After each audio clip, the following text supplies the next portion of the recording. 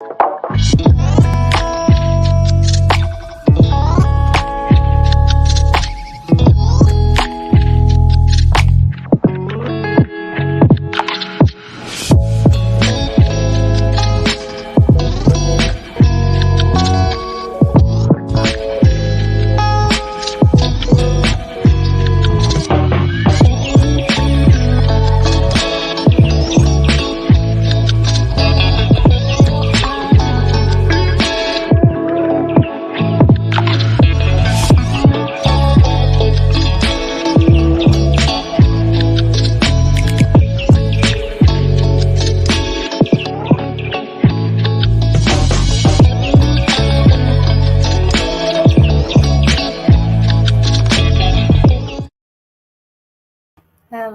everybody. Welcome to this quick 30-minute wrap-up review from our amazing show yesterday we had on menopause. If you missed it, oh my gosh, you missed a treat. But the good thing, Dr. LaReesa Ferdinand, I was going to say her name right today, and she's so passionate about this that we were talking after the show, and she really wanted to make sure that she answered as many questions as possible. So she graciously said, let's just get on there, recap, and have a wrap up, even if 30 minutes tomorrow. She's super busy. So thank you. I'm going to go ahead and bring her on and read her bio because I want you guys to know who she is and how to reach her, because there's help. And that's the amazing thing we learned. I mean, it's been like a buzz. Everybody's been calling me, and I've been talking about this all day long, and I just feel empowered. And the most important thing I learned that I already added is my sleep. So I went to bed early last night. I told her I'm patting myself on the back. For me, that's huge. So yes. All right. So Dr. LaReesa Ferdinand is a integrative gynecologist, menopause health expert, and owner CEO of Thrive Beyond Wellness Center and Estrogen Doctor Consulting Services. Dr. LaReesa helps women improve hormone balance to live more productive, powerful, and performance-driven lives through perimenopause and beyond. In 2020, she was named one of the top OB/GYN physicians in the Orlando Family Magazine. She is a best-selling contributing author of Codes of Longevity, Be Ageless, Live Limitless, and serves as women's health advisor to Bossa Bars, Inc., a menopause brand energy bar. We got to talk a little bit about that too. Dr. LaReesa's medical background, coupled with integrative precision wellness tools, help create a personalized experience for women and advances clinical applications in an emerging global femtech market. Her values-driven mission is to create a transformative experience through whole body connection where women are valued, heard, and understood. Heal women and heal the world. Love it. So welcome back another day and evening, Dr. LaReesa. Thank you so much. You're so welcome. We'll call this the encore wrap-up, right? Ooh, encore wrap-up. So as we know, the comments, before we go into the questions, can you kind of just give us like this is a 30-minute show, but should we go over the top 3 things, or do you want to do like just a little touch point on some of the things we talked about? What would work best? Yeah, we can definitely entice those who are able to join us this time to also take a look at our show from yesterday. Absolutely. And there were 3 areas that I would say are good highlights. So think of it as you've been talking, or either you've mentioned this to your loved ones or friends, or you may be experiencing something and suffering on your own, or you're doing due diligence. You're seeking out information about what is menopause, what is my body going through.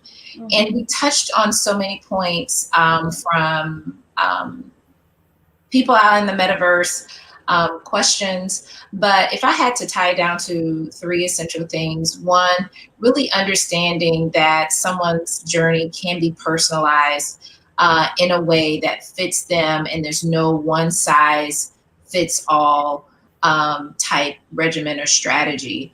You have to do what's going to be best for you, even though there could be some similar threads. Number two, and this is one, and I'm going to take one of the ones that we mentioned because we end up talking about it quite a bit. When we talk about hormone optimizations, one of the biggest things that you can do for your body has to do with sleep optimization. Right. And cleaning up your sleep. And how does that happen? The thing is, when we dissect sleep, oftentimes when we're having, I had a mentor tell me, sometimes we're having those board meetings at 2 or 3 o'clock in the morning that no one called, right? You didn't remember calling them, but you're up and your mind is going. So oftentimes it has to do with, are you able to fall asleep? How are you able to get the duration of the sleep? Do you feel restful when you wake up? Right. And then is there something around the environment that's affecting it? And if that's the case, just getting a pill or melatonin may not be the best fit for you. It may be something that needs to have to do with hygiene and some other things. The third component I would say has to do with it being us moving or migrating not only our mindset or our shift towards a more holistic approach. And what I mean by holistic is I use WHOLE, or the whole person, meaning that it's never just one thing. There's usually multifactorial things that contribute to the frequency or the severity of your hot flushes, the amount of arousal or vaginal lubrication you may experience, or the impact that mental health or anxiety or depression that may plague you and affect you based on life circumstances, because those things can be affected by changes in relationships, death, divorce, which are high in this time period. It's so true. When we talk about midlife. That is so true. And we it's funny. It's a little saying to say that I haven't been to a baby shower and a wedding in a while, but unfortunately, I've been through several funerals. With COVID, you have those extra stressors and just the daily things, and so we don't realize how those things. But we think we manage everything. That's the trick we tell ourselves, is that we got it, we got everything's under control and we're handling, but really a lot of that stuff is stress is managing us. And that's taking the wheel. We're in denial because we're really not doing a good job managing it. And I think, like you said, the menopause with stress and all that stuff contributes to it, right? That's what you were saying yesterday, right? And so stress is a lot of things. Yes. And also the important thing is that stress is meant to be something that we can utilize also for good. Stress is not all a bad thing. And that was something else we talked about yesterday. Because if you're just think of that adrenaline of knowing that, hey, you're going to press the stop or the brake when you feel like you're about to get into an accident. I mean, those are some ways, some kind of stress responses, or knowing that, speaking tends to be, almost a number one fear for many people. But sometimes you need that kind of balance of adrenaline, that hype, to really kind of present yourself, is when it kind of overdrives, where you feel like, okay, now I'm beating sweat, and then I feel like nothing's coming out right, and my mouth is dry, Never let them see you sweat. Never let them see you sweat, right? And it's how we utilize it. And the important factor is there's certain biological events that are at play. And when we have the same events of menopause or the changes of our hormones that can happen as early as our mid 30s, and less than 2% of women can experience menopause by the age of 40. But majority, when we're talking about that age range of actual menopause at 51, but those perimenopausal symptoms are usually lurking in those 40 time periods where you feel like, hey, something doesn't feel right. You have to listen to yourself and listen to your body. And with that being said, cortisol, because of the stress and the amounts of us adapting to these environments, you're losing some of your biological mechanisms, some of your coping mechanisms, if we're not able to understand how those drives, how our nervous system, how all of these things are interacting or interplaying with each other, that may present themselves as more severity of symptoms, more inability to cope, frequency of symptoms, or this is a time where women maybe experience either diagnosis of chronic disease or issues. And then what I thought was important, you mentioned COVID, because it's such what we've learned about COVID, it sent such an inflammatory response. Yes. So to think if your body's already super inflamed and you're so-called healthy, oftentimes those outcomes are not necessarily the same, or the extent of symptoms may differ. Wow, that's true. Mm-hmm. That is so true. And you hear so many different variations of it, and how, like they call the long timers, or how it's Mm-hmm. affecting their bodies, and how it's showing up in different things. Like, all I've heard affecting all parts of the bodies, Yeah. all types of things that, Mm-hmm. in all different ages. Yeah. So do Mm-hmm. you feel that there's something where they say you should know or be in touch with your body? Is there something as women, because a lot of people say, like, I talked to someone today and she said that, I think we mentioned that she went through a hysterectomy. So she's not sure if she's in menopause or what she's experienced, because she hasn't had the hot flashes yet. So Mm-hmm. one thing I remember you saying is part of the menopause is like your estrogen level. So even if you are void of having the non-period, can you explain more how you're talking about how that estrogen level has that's the big part, a key that we're missing, that Mm-hmm. triggers or shows that we're in that menopause period, even Mm-hmm. if we had a hysterectomy? Mm-hmm. So yes, we can talk about that, but I always like to also talk about the interplay of some other key hormones, because these are areas where you can get the maximum of those who are, the maximum or optimizing treatment for those who are considering hormone therapy. So estrogen has several hundred functions in our body. And we had touched on, from the relationship of what we may sense as symptoms or signs, Yeah. to some of those things we don't see, which is the caliber of our vessels, the helping us being able to metabolize blood sugar better. So therefore, those who go through menopause may notice more of fluctuations of their waistline, because of some of the other actions that this potent hormone performs. So when we talk about it, in essence, and I'll use the hysterectomy as an example, and we have defined a hysterectomy, and I'm going to use layman's terms today, like partial hysterectomy, what most people would think about means only your womb was removed.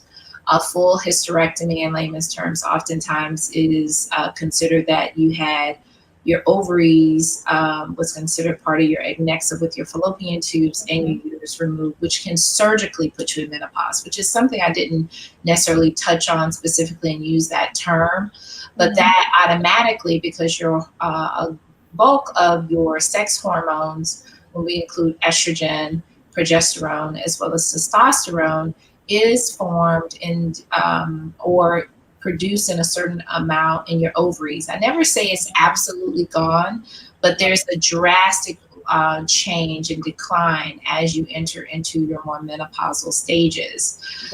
There's another hormone called DHEA, which one of the things that make me what I like to call one of the unicorns out there, because it's important to always think of it in terms of longevity.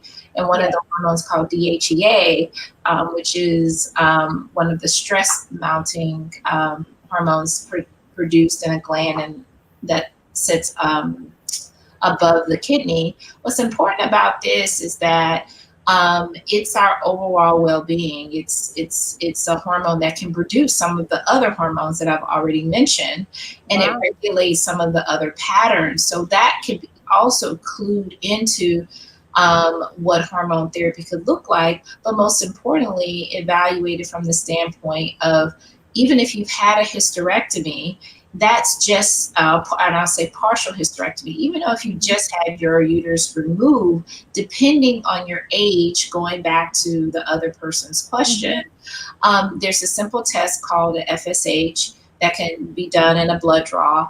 And usually a value above 20, 25 usually is a good indicator if someone is asymptomatic and they're not quite sure whether they are menopausal or not. But majority of the time, if you do more what we call functional testing or an evaluation of how this symphony of hormones react with each other, and what the biology tells us is that we know that they are in some particular decline, and asking the right question most of the time you can indicate areas where there's some insufficiency of DHEA, there's some insufficiency of estrogen, there's insufficiency of testosterone, progesterone. So let me put that in an example: sleep disturbances, or you may not think that you're having brain fog, but you can actually sit and feel like you're in a meeting and then you don't recall anything, don't recall many notes, right? Without taking something. Or it may look like, yes, I lost my glasses, but at the same time, I've had to look for them a lot more often than usual. Sometimes there's subtle things that we just kind of, like that's nothing.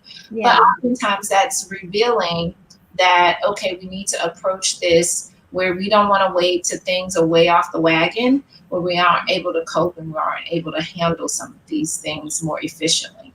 Wow. And those are some things that we discount or little, but not only can't the glasses, but knowing that they're literally on top of your head and you're looking for them. That's okay. It happens, but brain health is right. Cognitive health is so important, and I feel like I want to make sure I say words that really resonate with someone, because what I find is that when you look at statistics that are related to Alzheimer's disease, where women are impacted more than men, and as well as African American women are more affected in that group of being 2 to 3 times more related to Alzheimer's deficiencies, or if we want to say cognitive decline, because at the end of the day, we want to still have our independence for as long as we want. We still want to operate and function at a certain level where, you know what, no matter how much you can Botox and fix things up, if you can't find where you're going or driving, yes, that's so true. It makes a difference. Yeah, the function of the brain is so important. I do want to go ahead and tell the listeners that even if you didn't get a chance to ask questions last night, this is a good time to ask your questions. Just put them in the comments and we will read them. And Marlene Baring definitely can relate. So this is stuff that we're experiencing, and now we know that there's a reason for it. And now we just have to figure out how to cope. And one of the things I said after listening to you, it's literally peeling back each part of all those components to see how it's really affecting me. Because so much I feel I've discounted. Oh, it's just this, it's just that. Because we attribute so much to age, and you're just like, oh, it's just that. But really, aren't those things, when they start to add up, it's a lot of stuff that you're discounting that you need, that you could possibly get help for. Instead, you're just, like I say, suffering in silence because you're just trying to cope, or you write it off like it's not important.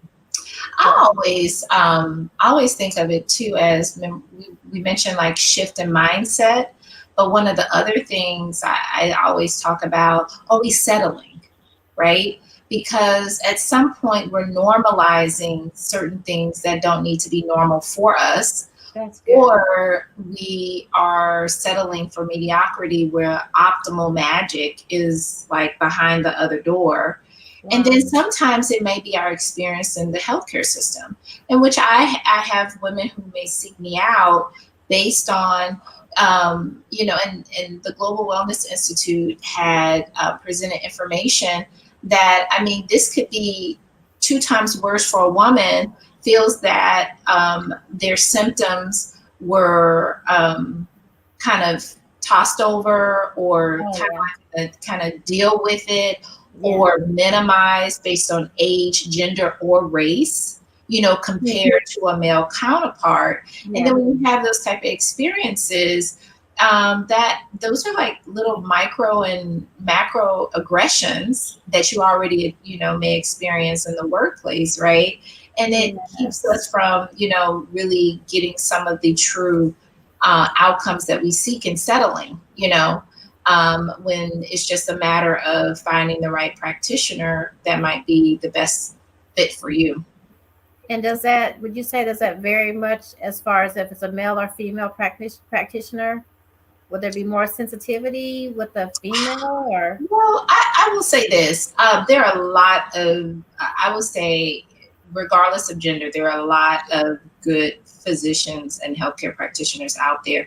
And many nurse practitioners are those that still know a great deal in this area and may not be technically a medical doctor. Um, but sometimes it's just seeing that right fit, someone that is relating to you where where you feel Mhm. valued, understood, and heard in a way where it doesn't feel like, hey, you just wrote me another prescription and I'm out, or Yes. you feel like there was no, particular connection or sensitivity. Because Yes. sometimes I find when someone may ask me for example, and I'm gonna go, I see this question about a hysterectomy. Some of it could have been like, well, I just feel like they just want to cut on me, like they used to do back in the day, just cut on me. And then sometimes it could have been just the conversation of how the doctor came to that conclusion that Mhm. that's what's needed, or valuing that this is a woman that is not like, an everyday thing. That means I have to take off work. I have to find care for my kids potentially. Right. I need to find another source of income coming to the result of hysterectomy. So you want to touch on those things to make sure that it's not an easy decision, but it may be necessary to buy you and invest you the time and energy that you need, right? And so I'm Right. gonna go ahead to this question. Is it necessary to use progesterone if no uterus is present due to a hysterectomy? Oh, I love this question. Oh, I love this question. Because there is a difference of opinion about this for sure.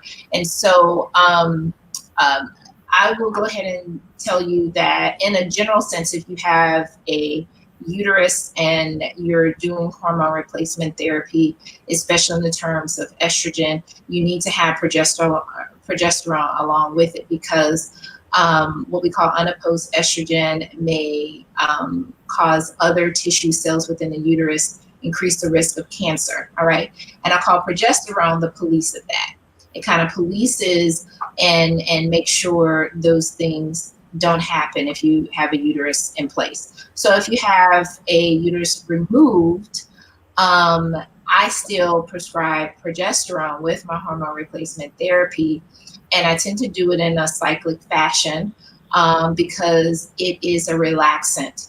It Mhm. decreases the resistance of blood pressure.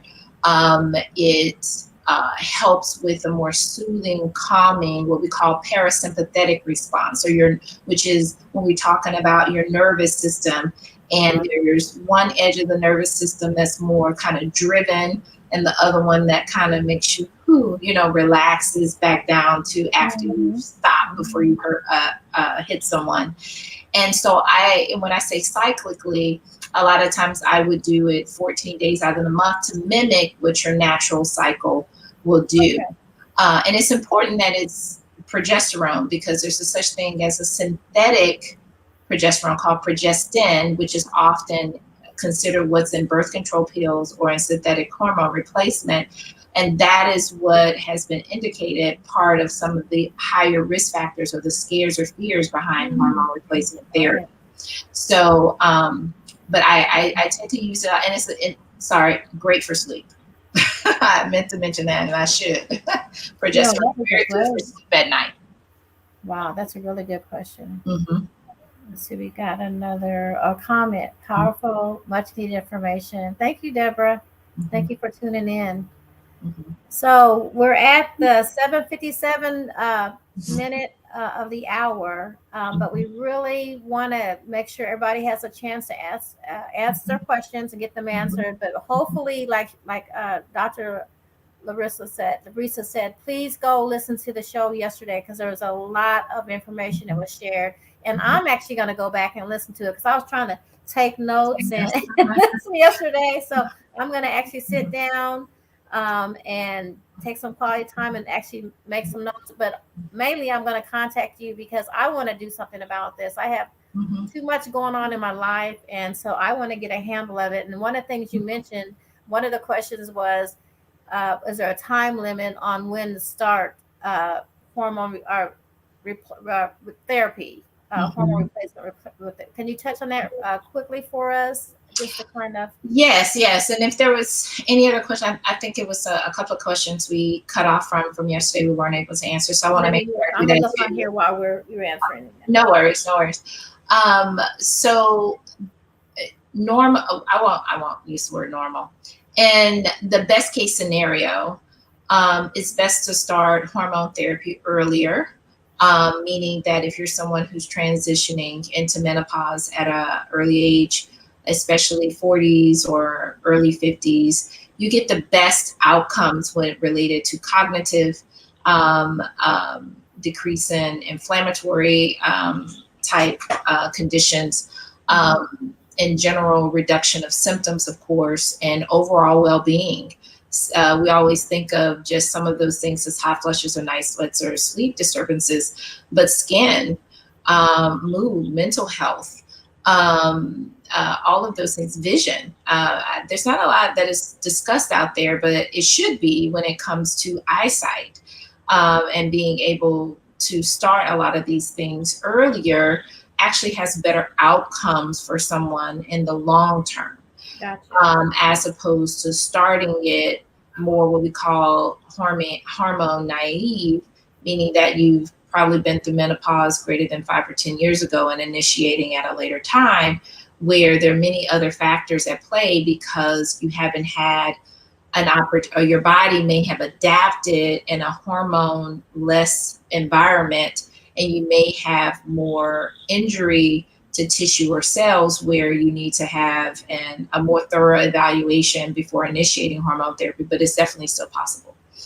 Okay, that's good. That's promising for me because I feel like we mentioned before that I actually went a whole 11 months and then I had a cycle, so then I was starting all over again, but now it's been probably like 3 years. Okay. And there was a period where I felt like it stopped, like I wasn't having hot flashes or anything. But as you mentioned in the show yesterday, it returned. And now they're just different. And so when it shows up, sometimes it may show up differently. And that's what I'm experiencing right now. The questions that I can't really find the ones from the show. You're welcome, Elizabeth. Do you remember any of them? There was one that I was going to ask that we were talking about. I just kind of mentioned that. Does it ever level out? But you kind of answered that already. It's just different for everybody. It is. Because let me tell you, there are some women, their periods cut off one day and never came back. They didn't have a symptom. Nothing happened or occurred, and that was it. And I call those the lucky ones, right? But they may still decide to do, those are women that no matter what, and anybody really, and I just want to make sure I take this home, in order for you to be a more proactive and CEO of your body, of your life, what I like to call bedroom, boardroom, and home is to really focus in the long game. Like, it's a lot out there that is geared toward pain and symptoms. And that's how I like my approach, where I call it like my Thrive Beyond method of really identifying or discovering where a woman is and taking that holistic approach, defining what it looking like for her and putting those things in place, and the how can she dominate and move forward with what is curated or personalized for her. Because it's one thing to take care of the primary problem, which that does, but you have to also go into the long game, just like putting your money in a nest egg, right? But we all invest in the long game.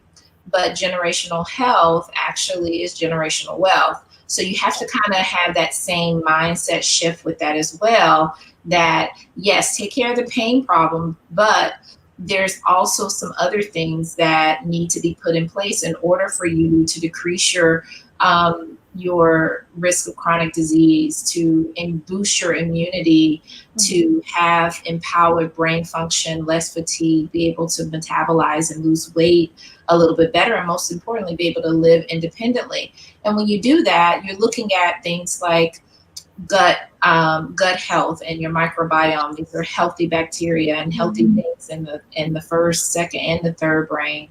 We're also looking at mitochondria, which is like your cell health. Like how does it defend these outside foreigners? So I'm not going to go in. These are just some points where when you look beyond the pain point, you realize that, hey, I do need to take a more proactive rather than a reactionary approach, because unfortunately our healthcare system, although makes wins in certain places, is a sick care model.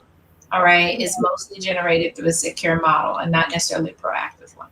Yeah, somebody was asking about the pellets. They were saying that they felt that some of the treatments might be better than the pellets because you can adjust in case it's too much, a pellet's already inserted, but if it's a cream or something else, you have more control of adjusting that. What is your feedback on that? The type? I often start people, unless they just come, hey, want a pellet, want to try, I have no issues. But oftentimes I will try, especially someone who's hormone naive, this is their hormone virgins. I like to see how they adjust to it. So you're right. I will start on something that's kind of low hanging fruit first. And then if that works, and that's something that, hey, we can go with, like a transdermal with this gel patch or what have you, in combination with pills or creams, then that's fine. But if I feel like there's more breakthrough, if I feel like this is someone that just from the, just doesn't want to put anything on their skin anymore, at that point, now I understand their dosing. Now I understand their symptoms a little bit better. And then we can trial something like a pellet and see. But oftentimes I may do something, like you said, first in the transdermal realm before necessarily topical realm versus necessarily putting something under the skin. Sorry. Information, does a lack of the proper hormones add to? Yes, it does. It does. Oh, wow. So that's where inflammation, because it's like I'm hearing that word so much. Inflammation. And now I think you mentioned diet too, though. We talked a little bit about how your diet can help with inflammation as well too. Yes, everything is gearing more to, and I know it's hard for us to do like a purely plant-based diet, but as you mature more into midlife, having a heavy plant-based diet is going to benefit you the most. Wow. And using meats more sparingly and more of the longevity tools do dictate things that are closer to what people may think as the Mediterranean diet or something similar to it. I honestly think something near a pescatarian, not necessarily keto per se, because I've had people gain a lot of weight on keto eventually. I've seen that, yeah. Where we look at all of the macronutrients. So maybe it's keeping the carb level like right at 100, or 100 grams, but yet we're instituting at least high fiber. That's one of the things. I have to fit 3 things: plant-based, high fiber, at least 25 to 30 grams, preferably 30. All right. And making sure you have a rich diet in antioxidants, and hydration and water. Water is key as well. I mean, it seems simple. It seems like, someone just said it, but I mean, it definitely does work in the long game, especially when we're bombarded by a lot of things that are out there. So, but there's a way to personalize your nutrition, and that's where I use genetics as well. So it may be tweaking the like grains or gluten or even dairy type things. understanding how your DNA works in the environment of nutrition, stress, and even exercise. And we hadn't even had the chance to talk about exercise. Oh my God, that's a whole nother conversation. So if you're not exercising, start doing something. So yeah. Move around, walk, or do something, right? Get the body moving. But weightlifting and stuff ends up being key, like strength training. Yeah, you gotta put the muscle. We lose muscle, so you gotta. And that's the funny thing is, like, I actually was certified years ago as a trainer, but people don't understand. You get the people that they might be able to bench press a lot, but they can't pull themselves up. So it's more functional. Yes. All you now should be functional. Things that you need to be able to do to take care of yourself for the rest of your life. So you don't need big, bulky weights. You just need to use repetition. And women that don't think you're going to get bulky like a big guy unless you're going to do things that make that happen. It's just not in our natural ability to do that. But you can get nice cut and you can get lean. Pick up some light weights, do simple things. Correct. The main thing is get some instruction on the proper way to do things, because you're going to hurt yourself as well. So it doesn't matter if you do a lot of these, you're not doing them right, they're not going to work, and they could hurt you, especially as you get a little older. Absolutely. With the rest, stretching and recovery. I'm a big one. This is a time where yoga and meditation should be something, if you haven't thought about it, yes, to do so, because of lubricating those joints and mainly centering your core and your well-being and your presence and a presence of being. But when we think about that, stretching, resistance training to help lubricate the joints, those areas, but all of those impact osteoporosis, which is a high percentage of dysfunction that can happen to women just from a fall, and having some kind of breakage, and just due to the poor density of bone composition as you age. And so we want to be able to support those connective tissue and muscular structures. Yes. Well, can you please tell everybody how to find you? If you would for me, can you type it in the chat for me? And I'm going to put it in our banner, because I want to make sure people can get a hold of you after me, because I'm calling you first. Get in line, people. No, but I'm excited because, sometimes we think something's wrong with us. Like, is it only me going through this? But when to hear that this is something that a lot of us are suffering with, and we discount it. But the book I wrote is It's Time to Uncover Your Original Blueprint. Part of it I have in there is about health and fitness. But if I do a part 2 or anything, we need to talk about the other part, about the hormones and what happens and how because I had no idea about what I've learned, and I'm so grateful. And I plan to live my best life on purpose. And I'm gonna be in touch so we can do that. You guys keep watching, you're gonna see a difference. And they'll be like this, they'll be like, hey. I know, because we're talking about sleep, and when you think about this, like, we can burn midnight oil, and then sometimes it's hard for me to remember, like, okay, what did I do just to say I did it? And I would have been able to do it with less time and better effort and efficiency if I just slept and did it in the morning. Absolutely. Hold on, let me copy and paste this in here so you guys. And then Dr. LaReesa has a birthday promotion that you want to tell them about that. Yes. Her birthday is this month. Yes. So I just had a birthday last Thursday. But this is the birthday month, so we celebrate small and big wins all month and all year long. But she's going to post my website where you can enter to win a free one-on-one deep dive consultation with me, where we unfold the best strategy or the game plan with focus for your next hormone makeover, right? And so that's an opportunity to enter and win by the end of the month. 31st is the last day, and I will announce the winner August 3rd. I can't believe we're almost in August. So yes, you can find that and other information and how to contact me or book a call with me, and to see how I can help or assist or point you in the right direction, because many women may seek me out just so I could be part of their board of directors, right? I like to see it as the CEO of your health, and you have somebody else who is there to make sure that you're not only following the right direction, but most importantly, asking the right questions. And so that WTF that you had the link of just now is a download active guide for you to be more in control of those tests that you can order, that you can evaluate, and you can be able to evaluate the trends or the biomarkers for your life that are more than just being normal, but having more optimal health. So hopefully we're excited about all that, and we will have you back again. We have an amazing subject we talked about last night.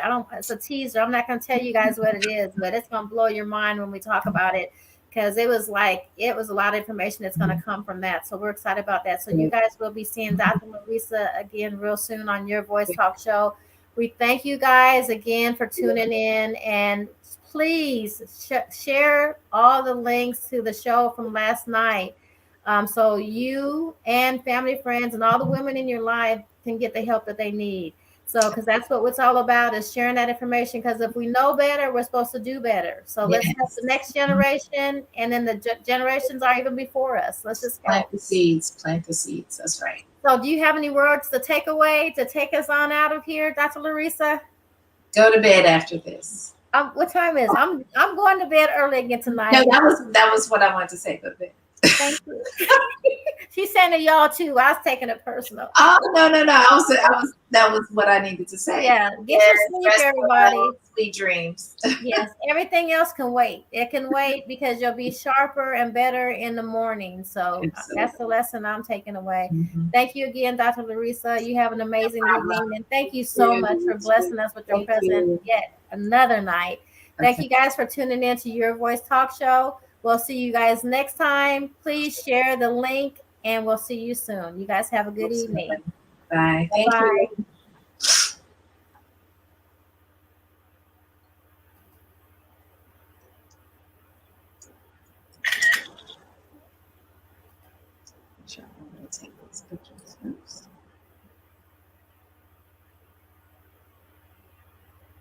I'm driving tonight, so it takes a little longer. Okay.